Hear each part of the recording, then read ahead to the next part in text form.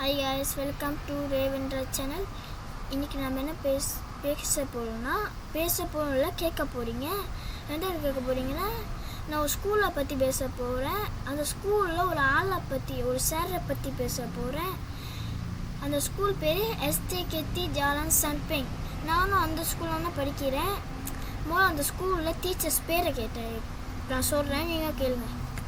புவான் மணி அரிசி மாணிக்கம், புவான் எலிசபெத், புவான் தனவெளி, இன்செக் லட்சுமணன், புவான் நிவிதா, புவான் ஷாமினி, புவான்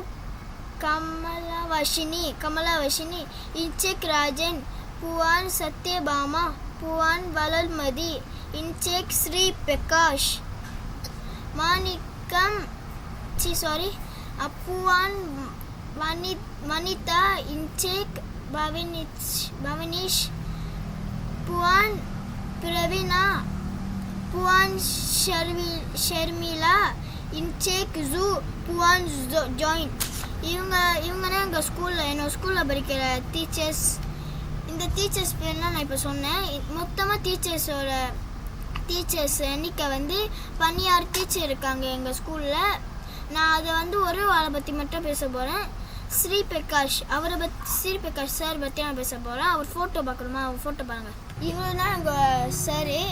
இவர் எனக்கு என்ன சப்ஜெக்ட் படிக்க எனக்கு சொல்லிக் கொடுக்குறாருன்னா பிஎம் செஜாரா.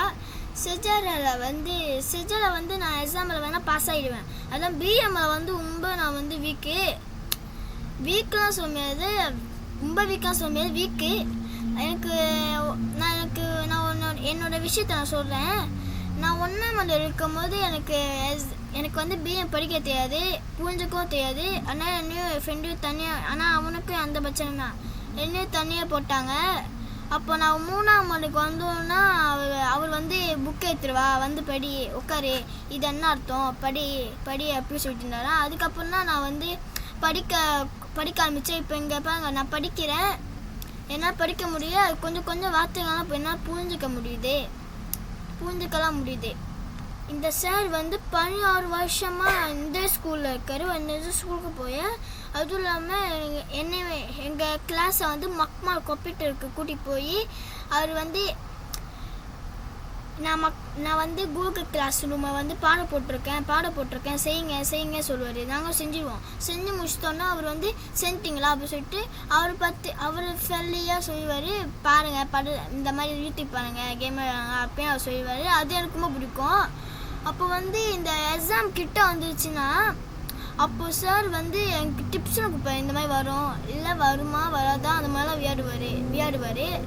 அப்போது என்ன மாதிரி உள்ள ஆளுங்கக்கா சொல்லுவார்,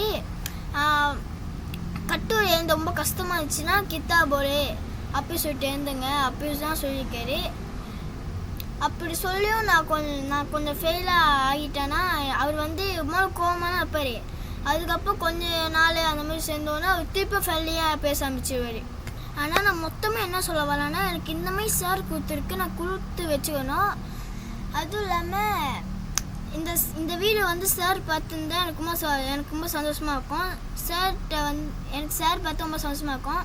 சரி, இதோ இந்த வீடியோ முடிச்சுக்க நினைக்கிறேன். வீடியோ பிடிச்சிருந்தா லைக் பண்ணுங்கள், கமெண்ட் பண்ணுங்கள், சப்ஸ்கிரைப் பண்ணுங்கள். உங்கள் ஃப்ரெண்டுக்கு அந்த வீடியோ அனுப்பி விடுங்க. ஓகே, பாய்.